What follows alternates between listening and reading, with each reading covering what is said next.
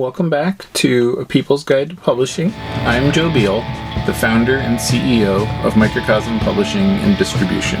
I'm also the author of A People's Guide to Publishing, which distills what I've learned from selling millions of books over the past 25 years. I'm Ellie Blue. I'm the editorial and marketing director here at Microcosm. We are an independent mid-list publisher based in Portland, Oregon, and Cleveland, Ohio. We have over 700 books, over 25 employees, and we make about 40 new books every year.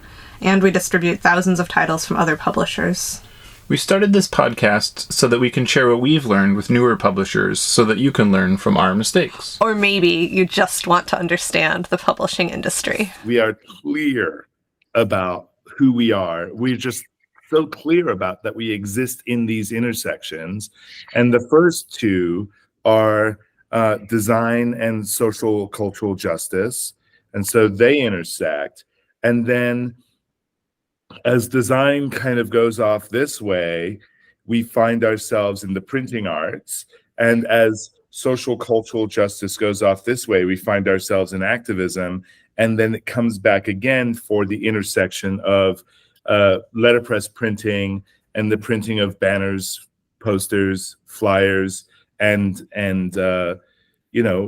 pieces of cardboard on sticks so that people can hit the streets and do their best work in the way that makes the most sense to them. So, from the single word, which at this point in time might be stop or cease fire, 2 words, all the way to the sentence and the page and the book. And, we kind of try and own everything in that space so that people can participate in a way that feels really healing to them. And so that's our biggest offer, is that we have all these tight spaces that we occupy and that we participate in with our customers and with our friends and with our community. So it seems like the Shop It Matter is more than just a bookstore. Yeah, it was born as a design project from a design studio, and that with total respect to other bookstores, we never intended to be a bookstore. We just found ourselves at the place where a bookstore made the very most sense for the problem that we saw, for the challenges that we were trying to meet in our community. So we ended up being a bookstore, but we weren't born a bookstore. In 1999, we were born a design studio. And then it was 2007 when we moved into a space that had a storefront that we were like, hey, because storefronts are such commodities in themselves, you know what I mean? Like a certain kind of action is expected. If you have a storefront, you either put curtains on it and live there, or am I just talking about the 1980s and 90s? I'm not sure. But you either do that, or you swing the doors open and say, let's see who our community is. Let's see if people want to get together. And so when that happened, we did the latter. And it sounds like people really do. That's awesome. And you all are in Denver, right? Yeah, we're downtown Denver. I think we're now the only, well, not only, onlys are big terms, but we're one of the few bookstores in the downtown pocket. So a lot of people from out of town will come and find us because they're that kind of person. I don't know if you're that kind of person. I'm that kind of person. I'm pretty sure lots of people are that person. We are that kind of person. I've got 2 hours to kill. Where's a bookstore, right? Or where's a record store? Or where is there a store with stamps or buttons, or but that's what we are. We're that store that people tend to find when they're on the road. We were just in Berlin, and well, that's what we did the entire time. Yeah. We were like, where's that store? And that store is everywhere in Berlin. There are some incredible stores. Incredible. Yeah. Oh my gosh, the shopping we did in Berlin was so incredible. In fact, we didn't even know the first time Deborah and I went to Berlin together. I think it was for my birthday, but the first time we went together, we didn't even know we were there for Misread, the Berlin Art Book Fair. And Oh, one of the people that we visited, named Anja Lutz, she has a typographic gallery there in Mitte, and called A to Z. And she said, "Oh, it's Misread this weekend, so I won't be around. Bye." And I was like, "What's that?" And then we showed up and we did so much buying. It was a ridiculous amount of buying. Great relationships. Some of those relationships are still like thriving today. We've decided that like we're putting 2 art book fairs on our calendar every year, just to make sure that we get to hang out with some of those amazing publishers around the world. love that. Yeah, that's great. And that's yeah, I mean, I felt like and it's interesting. I love that way you threw back to the 80s and 90s, and like how people would be forced to live in a studio or a bookstore Or get to. or an office space, or and that was sort of like an economic necessity of the time, or like maybe just something like you could get away with like in the lifestyle of like being an activist publisher or print shop. And it's interesting too, because that like the part of Berlin that I saw was like the 90s US, where like you can still have a storefront that you rent that is like a very esoteric sort of community gathering place, and definitely has been priced out of so much of the United States that you just couldn't afford to have a downtown rent for something like that. And so and that's why like I think your store is really unique and interesting, is because you're like making that model work. And we've watched as like a lot of the contemporary stores that did that just can't function in the way that they used to anymore. So can you talk a little bit about like why you went into book selling personally, and like what were your sort of influences and motivations? So in the world of design and particularly graphic design, I ended up moving to New York from Washington, D.C. to I don't know if you have this visual, but it's a literary visual. It's a Dickensian tale with a young man with a stick and a napkin tied to a stick with his. Oh, there's my coffee. Oh, nice. There it is. Yay. You've moved on from your Bindle Stiff era to your coffee delivery era. Right, Bindle Stick. Thank you. So there is a story of that, right? There's a story of this young man going to make his fortune in the big city, and that was kind of me. When I moved to the United States, I had a spell in Washington, D.C. in the 80s, and then by the time 1989 came around, I moved to New York City to attempt to learn how to be a graphic designer. And what I really found was that because I didn't get into the Cooper Union for Advancement in Science and the Arts, which was the school I was targeting for the sons of immigrants, I realized that the city itself could teach me design if I paid a lot of attention. So there were bookstores all throughout the Flatiron District, Academy Bookstore, Mercer Street Bookstore downtown on Broadway by NYU, the Strand Bookstore in the basement there that had a lot of great books. I mean, I basically booked myself around New York City. Oh, and my favorite bookstore of all was called See Here. See Here. Mm-hmm. It was a music bookstore. Like, so that's where I got my first copies of Howl. It's where I got my first copies of the Nova Convention from William Burroughs and the John Giorno. It's where I got my first copy of the complete works of Marcel Duchamp. It's where I bought my first copies of several Impulse jazz record records, where I started collecting jazz albums then. And I also collected all these books on graphic design. One of them being The Non-Objective World by Kazimir Malevich, or Malevich, however you would say that. And as I grew up, I have these super fond memories of these places that helped me learn my way into the profession that would be the thing I love the most.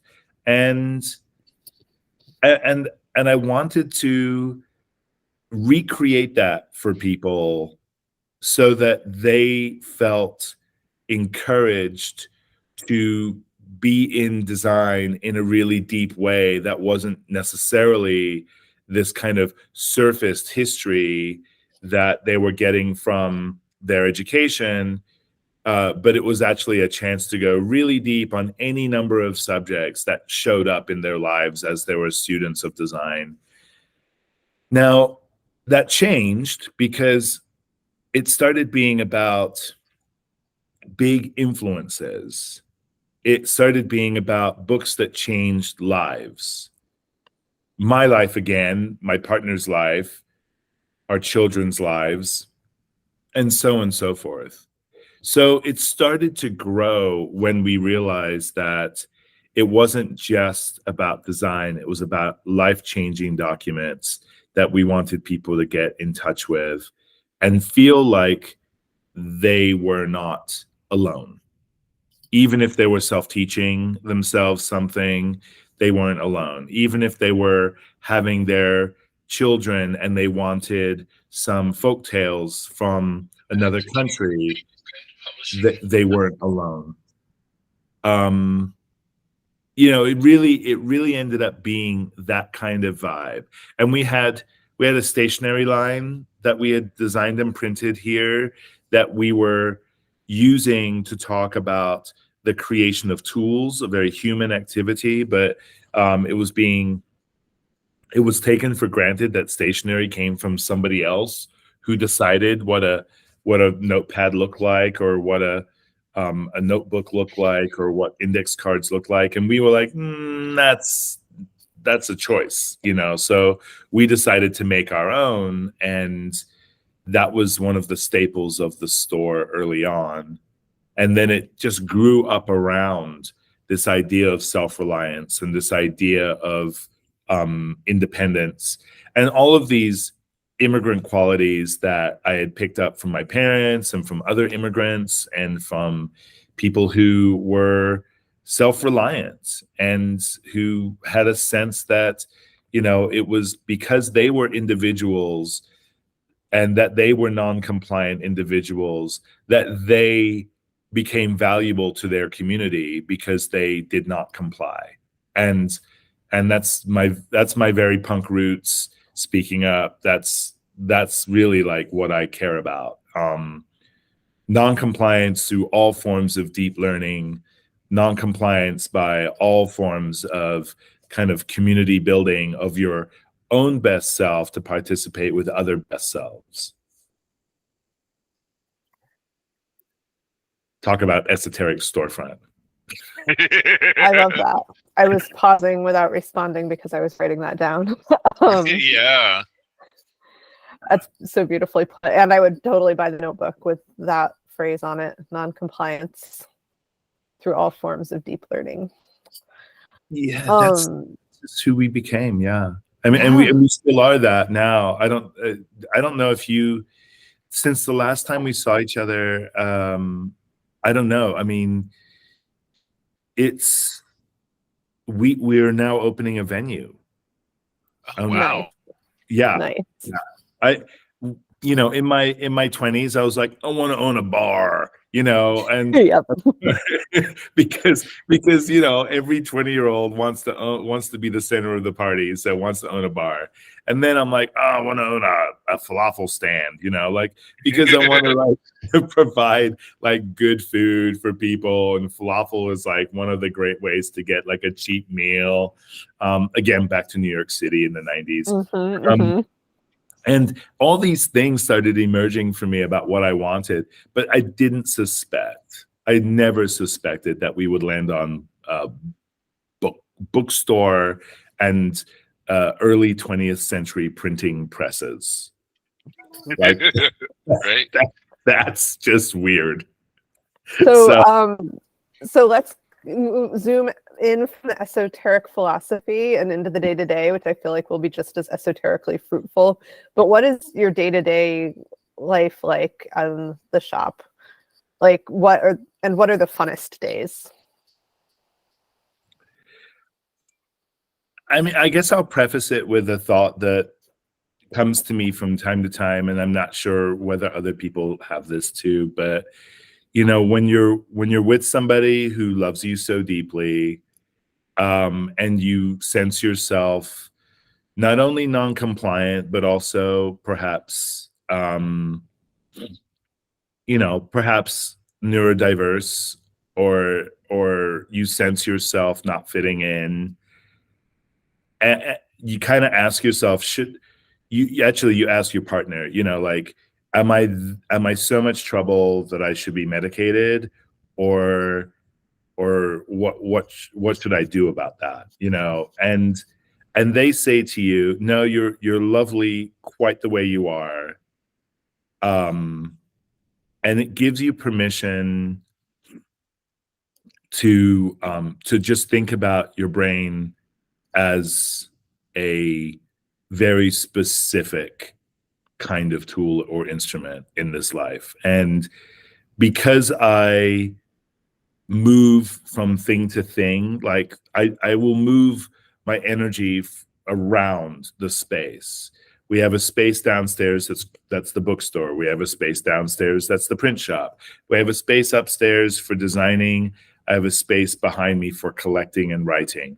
I have a space that's across the way for collaging, and we have multiple other spaces for reading and for thinking and for doing. And I break my time up based on how my brain feels. I feed my brain various types of, you know, sort of encouragement and nutrition to continue to work for me. And I try and figure out how the day works with short lists of things to do and long lists of things that always need to be done. So it's a short list world, it's a long list world. If the short list is knocked off, the long list engages. And it depends. Sometimes it's doing the marketing for the store. Sometimes it's doing a graphic design project. Sometimes it's making a poster for a particular kind of protest that's coming up. Sometimes, and this is every Saturday when I'm in town, I work the store. I work the register, I work the room, I meet people, I chat with people. And I do a little bit, well, I do a lot of a number of different things, and it seems to keep me energized and excited. And sometimes I'm overwhelmed, but honestly, I have choices. And when I work, I always work with another team member, so we support each other in a similar way. You know, Sounds it just like depends. a jazz improvisation. It's a little jazzy. It really is, but I think that's my privilege for understanding jazz well. It's also my privilege for being so well loved the way that my brain is, and that's kind of how it works out for me. I don't. Hi, that's my better half. And I'm not trying to take a diagnosis and own it. I'm just trying to say that, like, if for some reason, you know, people feel like they lack a focus, you know, it's possible that you're just, you know, you're just excited about lots of things, and you should embrace that to the best of your ability, you know, and see where that takes you. I'm also at that age where I feel like, you know, every time I get excited, I gotta pee a little bit too. So, there's no telling what our bodies are gonna do for us or to us every day. Right.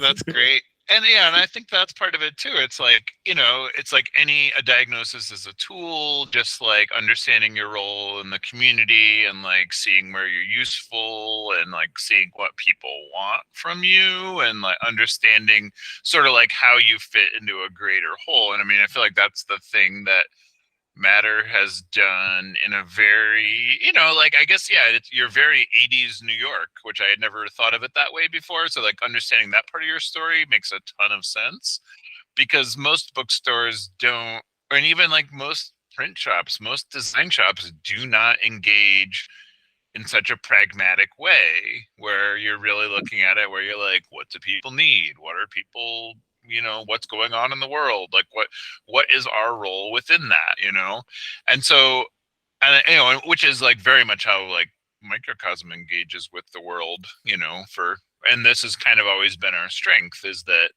when you look at it that way, you're never like, oh, what are my tastes? You're looking at it more like, what is needed of me at this time? Exactly. It's like we tell people, like, if you're not gap filling over here by your third week, if you work here, then you don't get it. Yeah. Like it's about an ad hoc gap analysis to the world you live in, so that you can hear the cries for help in a world gone mad, and that's just like. That's just Wednesday. That's just a regular day when you are engaging with community members who have needs. And that's basically how we run the shop. We don't train people to sell books. We train people to acknowledge other human beings, because so many of the people that walk in our front door know that they're coming into a place like this. And it's our job to help them tell their story and help them tell us where we might start to find the resource that they need to be connected to. And to the credit of Microcosm and some of our other publishers, like, this is a very easy task for us, because there are small format documents, there are inexpensive documents that we can give people so that they feel connected to the problem and connected to the solution. And it doesn't have to exist at big publishing, and it doesn't have to come from the big three. It can come from a zine. And we have so many zines in our collection of documents, in our resources, that when someone says, I just want to get into a little bit of history, I'm like, oh, we have a small set of zines over here that cover the Spanish-American War, or that cover, are you aware of the Iranian revolution? Are you aware of the history of that moment? Do you need to get more access to the history of Palestine or Israel or any of the phenomena that people are engaged in now? Because TV will tell you how to feel in the moment. There's no shortage of TV stations telling you how to feel outraged, enraged, or just rageful. And a book or a zine can teach you the history of the moment that we're in. And that, to me, is real change. Because yes, there are atrocities. There are absolutely human rights violations going on all over the planet all the time. Mm-hmm. However, to learn the history of those moments, to learn about those places, that's real knowledge. It's because nobody on television cares about adult, like, sort of social emotional learning. No one on television cares about adult learning like that. But but there are many books and many small format books and that care about you learning the history of that moment. And that's really, to us, it's the better approach to educating yourself to a circumstance that you may or may not have a full understanding of, is to go backwards in time and try and find stories not told by the victors, but stories that are told by people who have experienced it, you know? Yeah.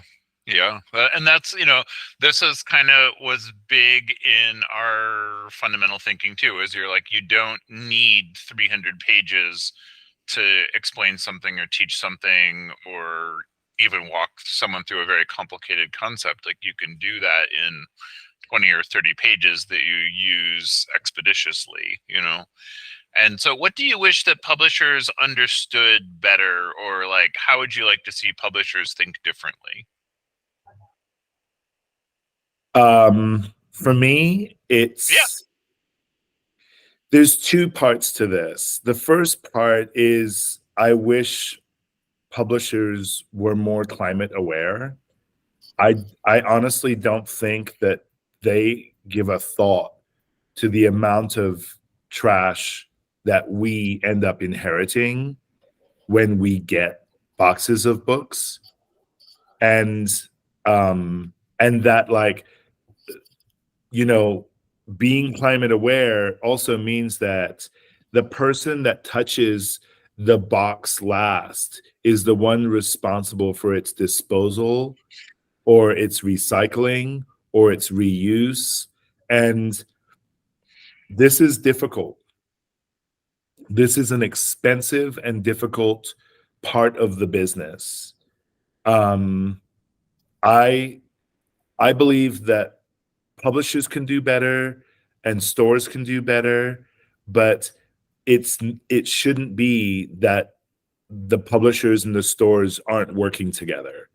I feel that, like, there could be a really interesting future pact that everyone in the chain of from thought to book or from thought to document, everyone in that chain could be thinking about it from a climate aware perspective and could be making movements towards a more sustainable future, and particularly the reuse of various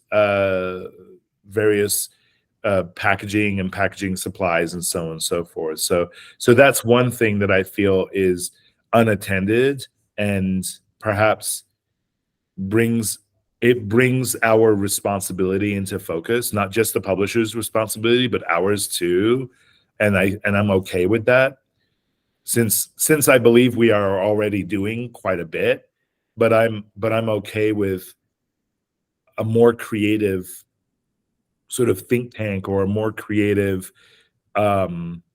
addressing of that issue, so I can learn how to do more and better, and that publishers could do more and better as well. Have you found any creative solutions to the packaging, how to handle the packaging you get from publishers? Yeah, back in the day, we were sending out our stationery products, which were also made from rescued paper from print shops that were out of business. I would go into an auction of a print shop and buy the room full of paper for like $100. And then I would make the products out of that paper. And then we would break down the boxes that we received and ship out the stationery in the same boxes that we received, and screen print on the front of it reclaimed packaging. And nice. So that was something that we did for a long time. And I still think that if we can do it, that's a great way of reusing resources.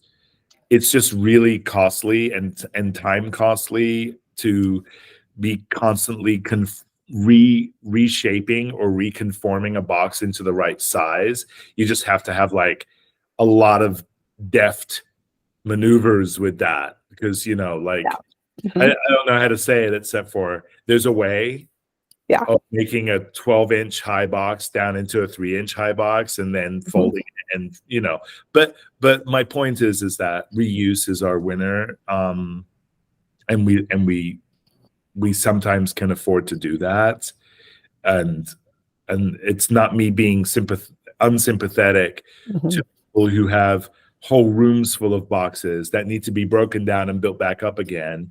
Like, I know that's a reality. The other thing, which I think is a bit more serious, is I believe, and I'm aware that massive corporations get tax breaks in the municipalities that they exist in because someone believes in trickle-down economics, and someone believes that by being an employer of a couple of thousand poorly paid, ununionized workers, that they're somehow doing the world a favor.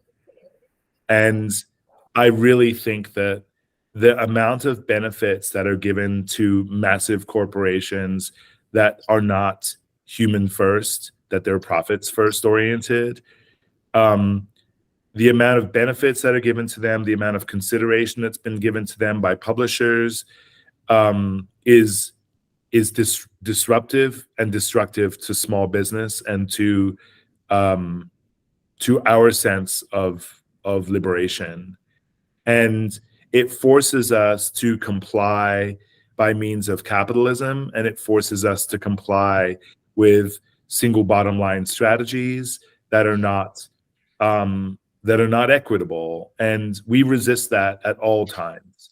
So the thing that publishers can do is, I believe they can do a couple of things. Number one, they can participate in the authors' intersectional communities so that the bookstores that represent those intersectional communities can have advanced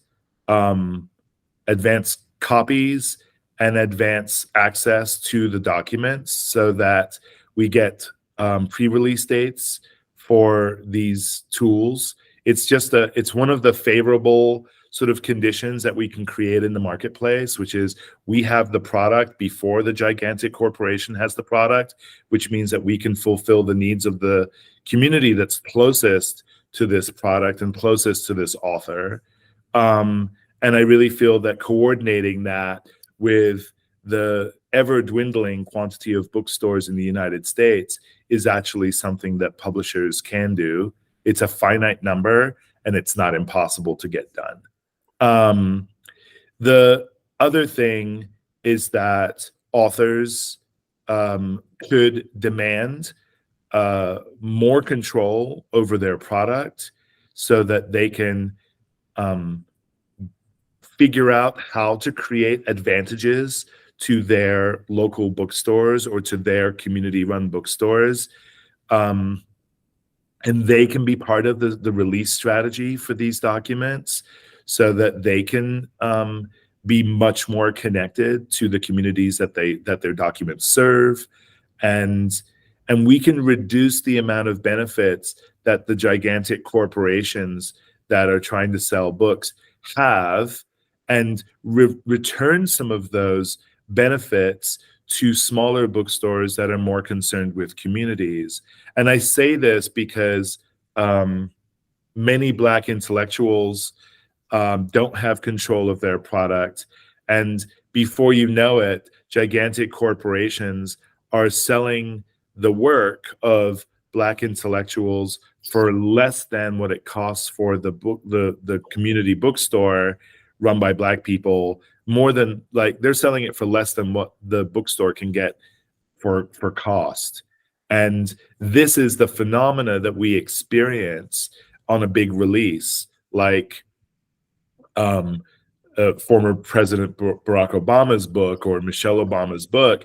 This is the phenomena that we experience. It's impossible for us to participate in those circumstances with that book, because no person, in their right mind would spend, 30% or 40% more on the book just to buy it from us. In fact, we wouldn't want them to have to do that, but we should be wise enough to create a circumstance where that's not the case, because people do have budgets, and we respect their budgets, and we respect that, they may not have the opportunity to buy it from us for exactly the same reason, compliance through capitalism, and so just disrupting that would be an amazing gift to small bookstores, and having authors and publishers care about the brick and mortar stores, and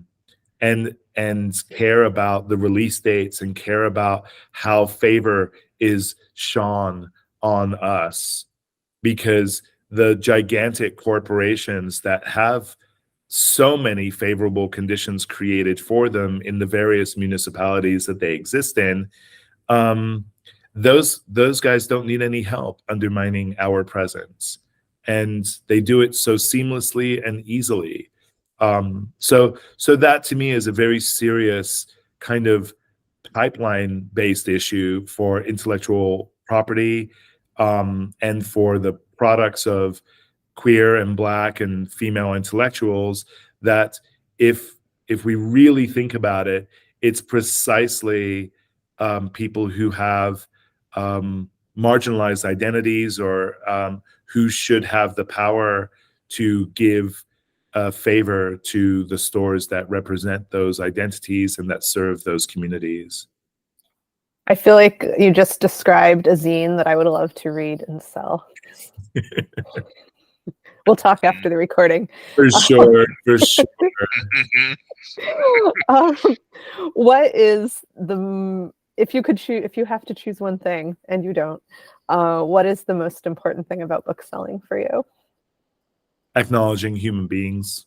It's not selling. There is no selling.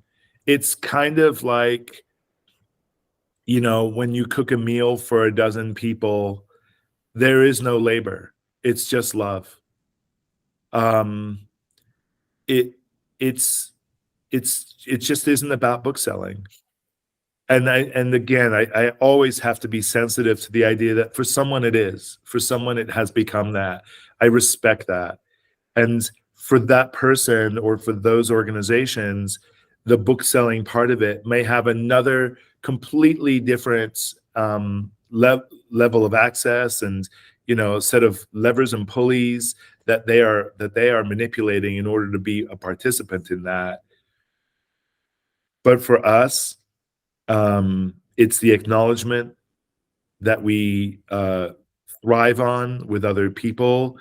It's the chance for someone to walk in the front door and tell their story, and then be seen.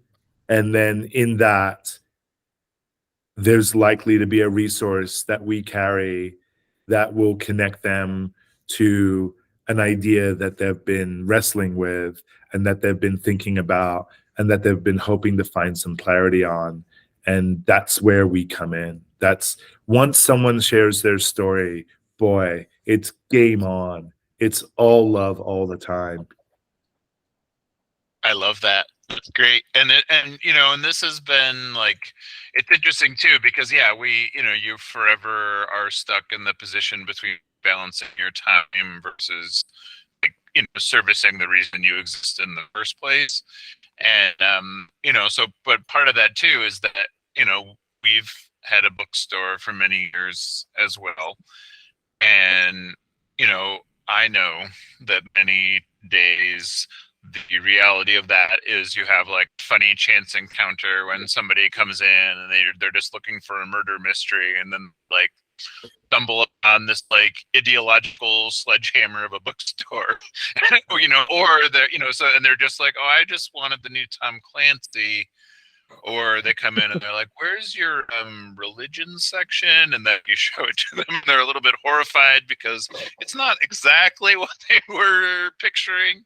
But so do you have a funny bookstore story to share with our audience? Well, I suppose, I mean, there are funny, like, and then there's funny ha-has. Like some things just make us have a giggle, and I think it's circumstantial. We had one customer come in, and I'll go ahead and just kind of call it the way I see it. There's controversy all over this, but I'll just call it the way I see it. Like there's a community member that appears to be indigent, that appears to not have a lot of resources, and they also appear to have a mental health challenge. And when they come in the store, they're browsing, they're thinking about what kind of book they want, and they approach the register with torn shards of paper to pay for it. And it's been like a joyful, weird moment for me to say, yeah, what are we looking for today? And they're like, I don't know, something exciting, something interesting, and I would say, oh, okay, well, why don't we try this? And I'll hand them something and they'll say, oh yeah, that's great. Okay. And then they'll pay with scraps of newspaper and they'll go away and they'll leave. And these scraps of newspaper are the way that they kind of transact. Now, I can't do anything for their mental health, and it's not a crisis for me to interact with them. But there's something so available in that moment when we identify who that person is and what they're going through, and just to say, yeah, let's do this. Let's do this the way that you want to do this, and let's not create any stress about it.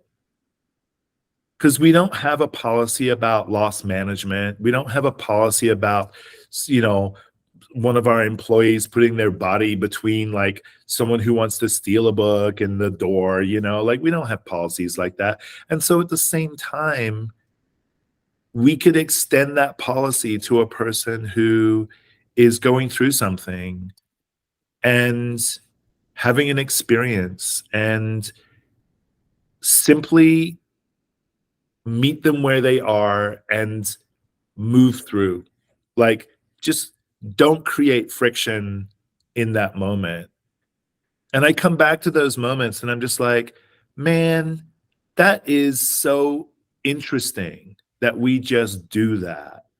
And that we don't create friction. And it's sort of feels like an act of love. Even though I cannot even pretend to understand what this person really needs. I know that they don't want friction in this moment. I know that would just agitate them. And I don't want them to feel like that they can't get a book. Yeah. It's just not, it's not something we're trying to protect, right? So we have these moments that are kind of funny, like contemplative. They're strange. They're examples of how we could be in the world, And then we have these really sort of interesting moments, like, a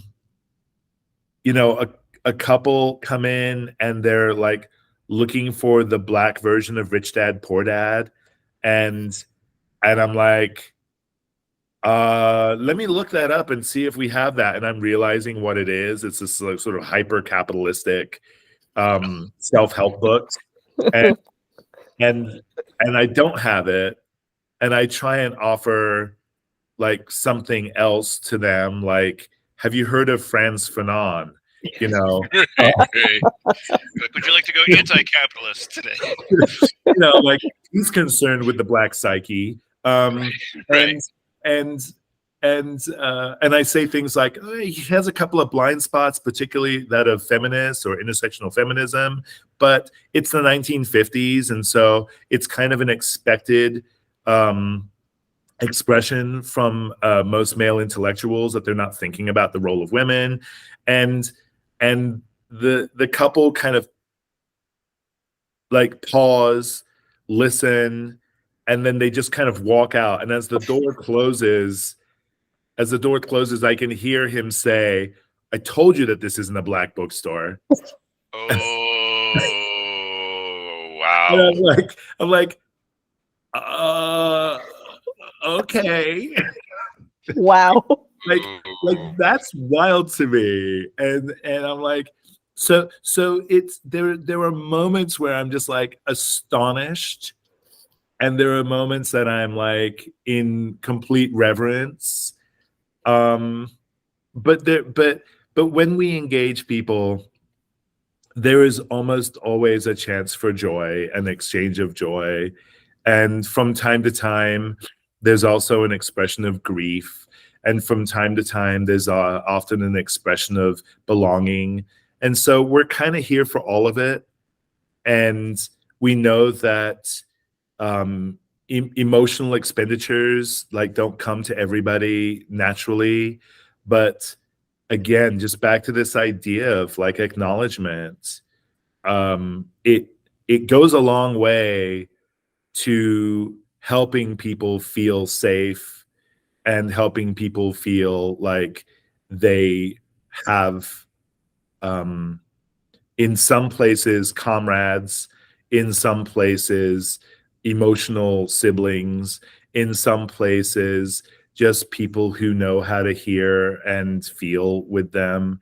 And that to me has always been like the principal like gift that our customers give to us, is that they are they are taught by our action, and they bring their own benevolent action into the frame, and that we have this exchange. And it's so delightful. With the venue and the other things that we're working on right now, we're hoping that that amplifies with some evening activities of readings and performance, and that we'll continue to offer new things to people, so that until the publishers of the world kind of align with our values, we'll figure it out. And by the way, one of the things that we're inspired to do, and I know that Microcosm has agreed to help us out a little bit here, but one of the things we're inspired to do is to build a library, so that people can, when they're given these kinds of difficult choices about what to buy and if to buy, that we have loaning options for them for some books that are, we've got 2 publishers on board for that, and it's incredibly generous, and it's also our value alignment that kind of meets that. So how do we become a bookstore library? That's just an absurd notion, but yet it is something that we are like deeply committed to, because we think that this is, from time to time, not all the time, but from time to time, this is what the community might need, is a book to borrow until payday. A book to borrow so that they can quickly absorb something and bring it back, or participate in something that they are wanting to participate in. So we're excited about that. That's great. Yeah, there was. I mean, and your story reminded me. Years ago, there was a guy who came in our store drunk, and he was kind of bumbling around, and the other customers were irritated, and we were like, "Hey, what'd you after?" And he was like, "Do you have Bury My Heart at Wounded Knee?" And he's like, "I'm indigenous, and that's like the book that always like brings me back." And I was like, "Oh yeah, we got that. It's right here." And then he bought the book, and then as he left, all the other customers were like, "Oh, I didn't think that guy was a customer." And you're like, "Well, I mean, you kind of can't know that until you talk to him." And it was kind of, and I feel like that was like a moment where like we were maybe unique in the way that you're talking about, where you're like, you don't kind of meet somebody where they're at, and you understand that they have maybe life circumstances that, maybe didn't send them to the Ivy League or whatever. And, and I think that's like a powerful role that a bookstore serves that, maybe isn't why people get into it, but I feel like it's kind of what people get out of it, Yeah, totally. And anyway, I think there's like a value for kind of everybody in an exchange like that, where you're like, oh, you like have the thing the person was looking for, and you can like kind of make their day a little better too. It's surprising what customers do around that. They, in some cases, they're just like, whoa, you handled that. And I was like, not even a little bit stressful, Right. Right. Just like, this is a day at work. Yeah, not even a little bit stressful. And it's all because of just how everyone gets the same welcome and everyone gets the same opportunity to tell their story. Right. Yeah. Well, on that note, I feel like we could talk all day long. Like, all day. Block out the rest of the day. Let's keep going. But for the sake of our podcast listeners, let's leave them wanting a little bit more. And here, do you have any final words of exhortation or wisdom or joy that you want to share? It's in some way it's a privilege to like have these documents that we use as ways of seeing each other and answering the call to participate in each other's lives. I think we live in a time and in crisis of acknowledgement, and that in a country where queer people are being denied the right to exist, and trans people are being denied the right to exist, and Black people are being denied the right to exist, I really feel that this instrument called a book or a zine or these objects that we are peddling are just opportunities to bring identities and acceptance into focus. And it's a privilege to be able to be part of that story in this time, because like the 80s,